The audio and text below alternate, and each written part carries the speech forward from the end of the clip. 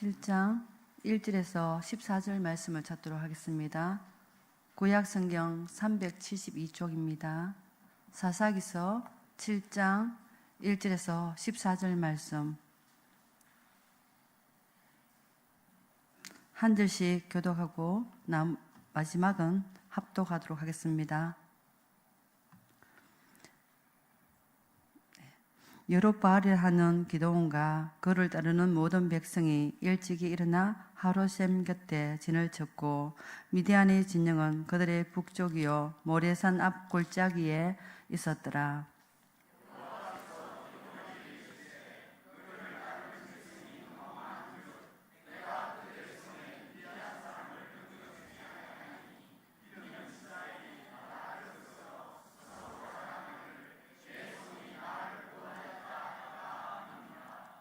이제 너는 백성의 귀에 외쳐 이르기를 누구든지 두려워 떠는 자는 길라앗산을 떠나 돌아가라 하라 하시니 이에 돌아간 백성이 22,000명이요 남은 자가 10,000명이었더라.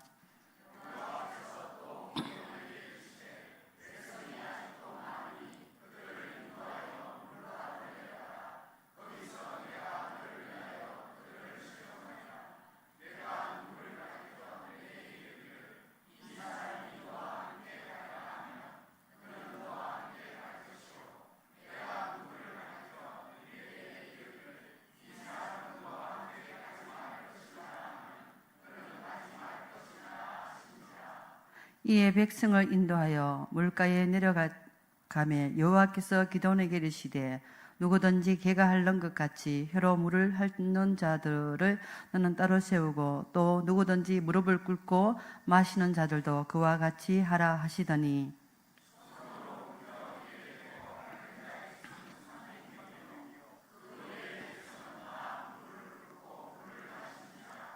여호와께서 기드온에게 이르시되 내가 이 물을 핥아 먹는 300명으로 너희를 구원하며 미디안을 내 손에 넘겨주리니 남은 백성은 각각 자기의 처소로 돌아갈 것이니라 하시니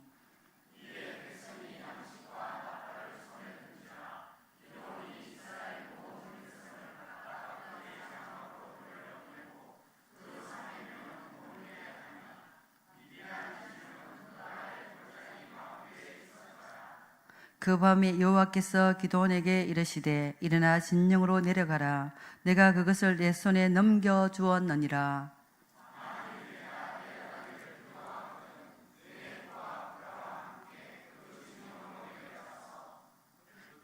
그들이 하는 말을 들으라. 그 후에 내 손이 강하여져서 그 진영으로 내려가리라 하시니 기드온이 이에 그의 부하 부라와 함께 군대가 있는 진영 근처로 내려간적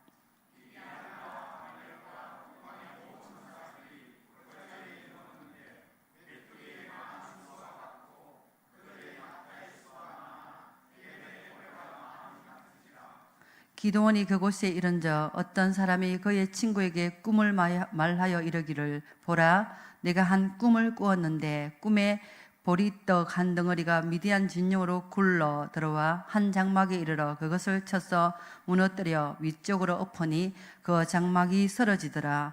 그의 친구가 대답하여 이르되 이는 다른 것이 아니라 이스라엘 사람 요아스의 아들 기드온의 칼이라. 하나님이 미디안과 그 모든 진영을 그의 손에 넘겨주셨느니라 하더라. 아멘. 할렐루야. 네, 엘리엘 찬양팀과 제1 남선교팀 특성과 찬양 너무 감사합니다. 제가 뒤에서 1 남선교 우리 회원님들이 서 있는 모습을 보면서 저희 친정 아버지를 뵙는 모습과 너무 같아서 약간 울컥했습니다. 너무 찬양 감사합니다. 예. 오후 예배 나오신 성도님들 환영하고 축복합니다. 제가 창세기 13장 14절 말씀에 보면 롯이 아브라함을 떠난 후에 여호와께서 아브라함에게 이르시되 너는 눈을 들어 너희 있는 곳에서 북쪽과 남쪽 그리고 동쪽과 서쪽을 바라보라 이렇게 말씀하십니다. 롯이 아브라함을 떠난 후에 제가 이 말씀을 묵상을 해보는데요. 롯이 떠난 후에 하나님께서 아브라함에게 북쪽, 남쪽, 동쪽, 서쪽을 바라보랍니다. 아브라함은 조카 롯을 데리고 다니잖아요. 그 사람을 상속자로 생각했던 것 같아요. 하나님께서는 분명히 아브라함을 통해서 아브라함의 그 시로 말미암아 하나님의 뜻이 있는데 그것을 바라보지 못해요. 롯이라는 이 조카가 있기 때문에 롯을 제가 찾아보니까 가리우다. 그렇게 이 롯이 있기 때문에 가리워져서 하나님의 뜻을, 하나님 하실 일을 바라보지 못하는 거예요. 그래서 제가 이 말씀을 도입 부분에 넣은 것은 우리 역시도 혹시 우리의 눈을 가리고 있는 이 롯이 있다면 이 시간에 싹 벗겨지기를 주 예수의 이름으로 선포합니다. 네, 오늘 본문 말씀은 성도님들이 너무나 잘 알고 있는 말씀이지만 하나님께서 마지막 때를 살고 있는 저희들에게 어떤 메시지를 주시고자 하시는지 하나님의 말씀을 상고해 보도록 하겠습니다. 사사기서는 이스라엘 백성들이 범죄하면 하나님께서 심판과 형벌을 내리시고 회개하면 사사를 통해 구원해 주시고 계속 반복되는 사이클로 구성이 되어 있습니다. 죄짓고 벌을 주시고 회개하고 돌아서는 딱 현재의 저의 모습과 같더라고요. 성도님들은 아니시겠지만 저의 모습은 죄짓고 돌아서고 회개하고 좀 그런 사이클과 아수랑 비슷하다는 생각을 해보았습니다. 예, 본문 말씀 앞장 6장에는 이런 스토리입니다. 이스라엘 백성들이 하나님 앞에 죄를 짓자 그들을 무려 7년 동안 미디안의 침공을 받습니다. 하나님께서 그들이 부르짖는 소리를 들으시고 구원할 계획을 세우기 위해 사사 기드온을 세웁니다. 그런데 기드온은 본래부터 영웅이 아닙니다. 그는 소심하고 두려움이 많은 평범한 인물에 불과했고 무려 3차례의 기적을 체험하고서야 하나님이심을 확신하는 그런 자로 소개가 되어 있습니다. 예, 본문 7장 1절 말씀에 한번 제가 읽어보도록 하겠습니다. 여룹바알이라 하는 기드온과 그를 따르는 모든 백성이 일찍이 일어나 하로셈 곁에 진을 쳤고 미디안의 진영은 그들의 북쪽이요 모래산 앞 골짜기에 있었더라. 하롯셈 곁에 진을 쳤고 이 하롯이라는 단어가 나오는데요. 하롯은 두려워하다라는 그런 뜻을 가지고 있는데요. 3절에 나오는 두려워 떠는 자라는 말씀과 유사합니다. 기드온을 따라 나선 군인들이 지금 두려워 떨고 있음을 그 장소 이름으로 그들의 상태를 이야기해주고 있습니다. 2절 말씀에 여호와께서 기드온에게 이르시되 너를 따르는 백성이 너무 많은즉 내가 그들의 손에 미디안 사람을 넘겨주지 아니하리니 이는 이스라엘이 나를 거슬러 스스로 자랑하기를 내 손이 나를 구원하였다 할까 함이라. 미디안 군대는 13만 5천 명이 됩니다. 그에 비하면 기드온 군사는 3만 2천 명, 게임도 안 되죠, 그죠? 그런데 너무 적은 수입니다. 인간적인 규모를 보면 너무 약해요. 그렇기 때문에 하롯셈이 상징하는 것처럼 두렵고 떨립니다. 수도 너무 적고. 그런데 불구하고 하나님은 백성이 너무 많다는 거예요, 지금. 바로 인간의 마음속에 있는 그 교만을 깨뚫어 보신 하나님의 말씀이죠. 3절 말씀에 보면 이제 너는 백성의 귀에 외쳐 이르기를 누구든지 두려워 떠는 자는 길르앗산을 떠나 돌아가라 하라 하시니 이에 돌아간 백성이 2만 2천 명이요 남은 자가 10,000명이었더라. 백성들이 전쟁을 해야 하는데 두려워서 떨고 있습니다. 그래서 하나님께서는 두려워 떠는 자는 돌아가라고 합니다. 이 말씀은 신명기 규정을 따르는 규정이기도 합니다. 신명기서 20장 8절 말씀을 보면 책임자들은 또 백성에게 말하여 이르기를 두려워서 마음이 허약한 자가 있느냐 그는 집으로 돌아갈지니 그의 형제들의 마음도 그의 마음과 같이 낙심될까 하노라 하고. 왜냐하면 두려움은 전염이 됩니다.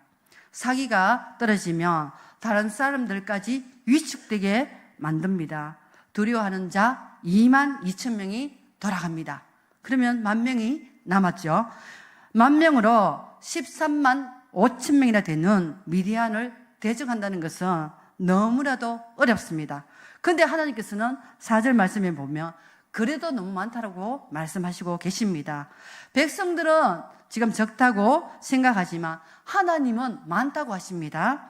그래서 하나님께서는 기드온에게 물가로 데리고 가라. 내가 그들을 시험해 볼 거다 하십니다. 하나님께서는 내가 데리고 가라고 하는 사람은 데리고 가고 돌려보내라 하는 사람은 돌려보내라고 합니다. 기드온이 하나님의 명령을 따라서 백성들을 인도하여 물가로 내려갑니다. 자, 5절에서 7절 말씀에 보면 물가에서 두 종류의 사람이 나왔습니다. 엎드려서 개가 핥아 먹는 것 같이 마시는 자, 또 한 부류는 손으로 움켜쥐고 핥아 먹는 자가 나옵니다. 그런데 하나님께서는 손으로 물을 핥아 먹는 자를 택합니다. 여기서 무릎을 꿇고 마신 자가 9,700명이나 되고요. 손으로 물을 떠서 마신 자는 300명입니다. 하나님께서는 손으로 물을 떠서 마신 자를 택합니다. 왜 하나님께서는 손으로 물을 떠서 마신 자를 택하셨을까요? 제가 예전에 어떤 분이 이렇게 해석을 하시더라고요. 손으로 물을 떠서 마신 자는 적의 상태를 살피는 자들이다. 그래서 하나님은 늘 싸울 준비가 되어 있는 군사를 쓰신다라고 하는 말씀을 들은 적이 있는데요. 본문과 의도가 좀 다르다는 것을 알 수가 있는데요. 누가 어떻게 마셨는가 그것이 중요하지 않고 중요한 것은 수가 많고 많은 쪽을 포기하게 하기 위해서 그 방법을 사용했던 것뿐입니다. 일종의 제비뽑기 같은 그런 것 같아요.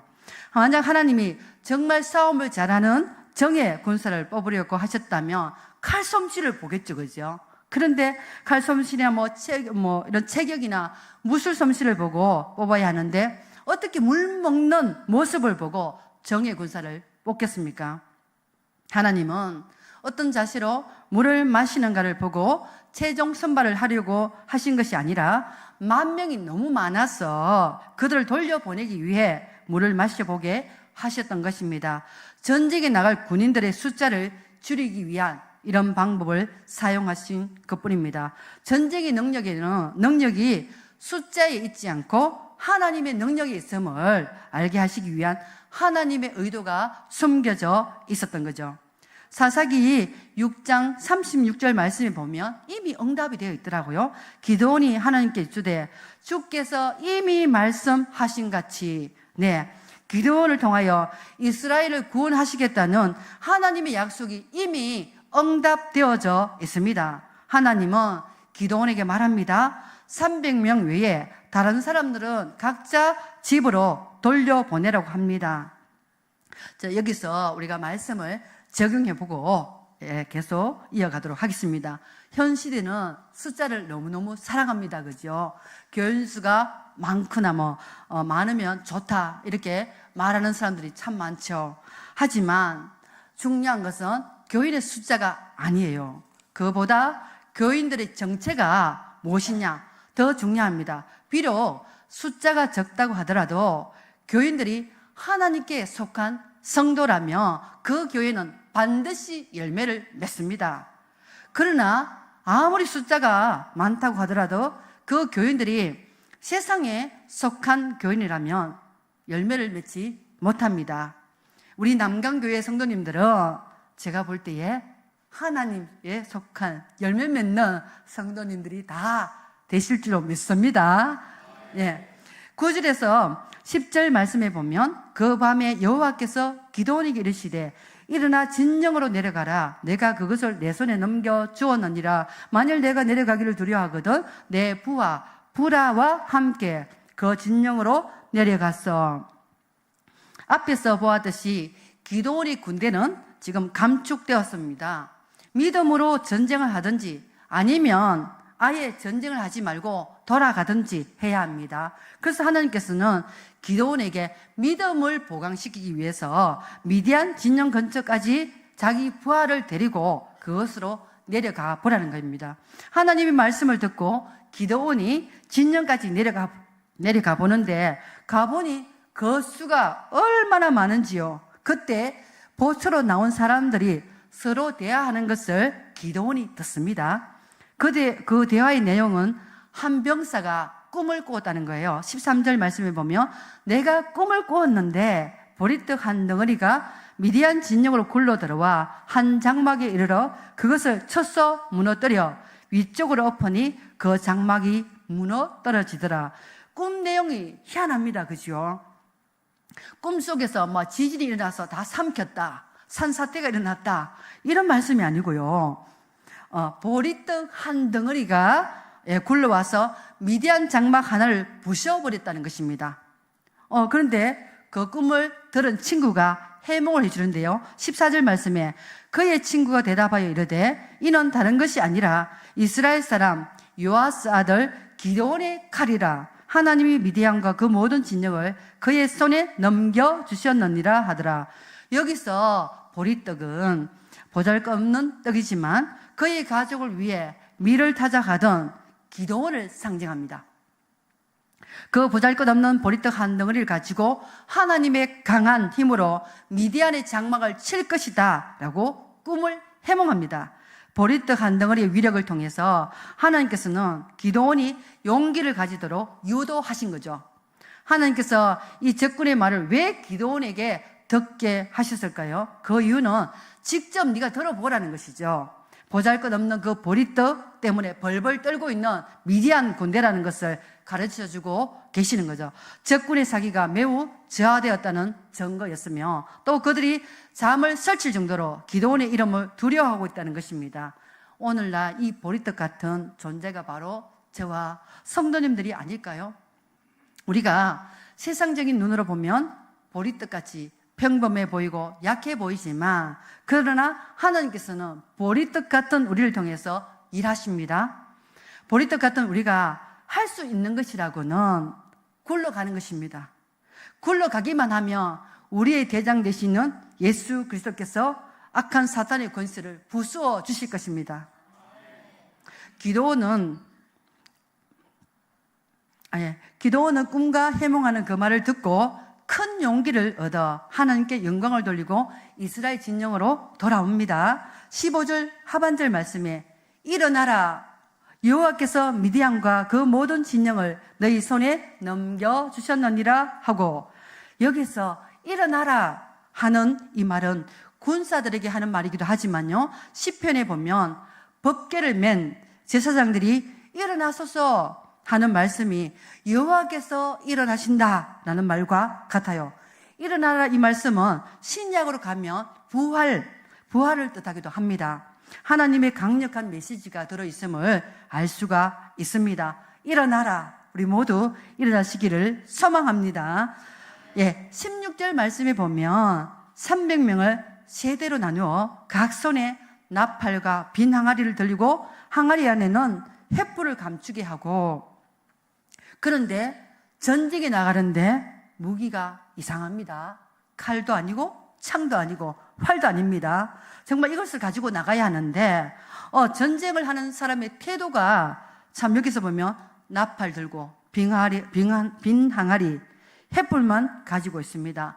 기드온이 군사들에게 가만히 있다가 자신이 하라고 하는 대로 행하라고 합니다. 기드온이 내가 나팔을 불면 너희들도 불며 외치라는 거예요. 기드온은 300용사를 이제 세대로 나누고 자신의 신호에 따라 움직이기를 명령하고 항아리 안에 횃불을 감추게 하고 나팔을 불면 여호와 기드온의 칼이다 하며 외치라고 명령합니다. 19절 20절 말씀에 기드온과 그와 함께한 100명이 이경초의 진영 근처에 이른 적 바로 파수꾼들을 교대한 때라. 그들이 나팔을 불며 손에 가졌던 항아리를 부수니라. 20절 세대가 나팔을 불며 항아리를 부수고 왼손에 횃불을 들고 오른손에 나팔을 들어 불며 외쳐 이르되 여호와 기드온의 칼이다 하고, 여기서 19절에 보면 이경초라는 말씀이 나오잖아요. 이 시간은 저녁 10시에서 11시 사이를 말합니다. 그 시간은 잠에 취해져 있는 상태라고 보면 되는데요. 기드온 부대가 횃불 들며 고함치는 시간이 바로 파수꾼들의 교대 시간입니다. 교대하려고 들어오는 파수꾼들을 자고 있던 미디안 군사들이 보고 공포에 질려버린 거죠.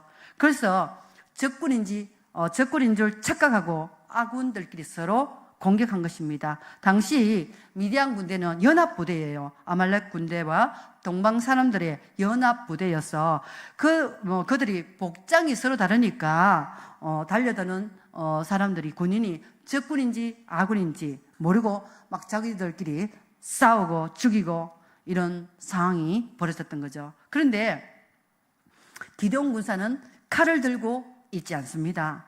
항아리를 부수고 횃불을 들고 나팔만 불어댑니다. 엄밀히 따지면 얼마나 위험한 행동입니까?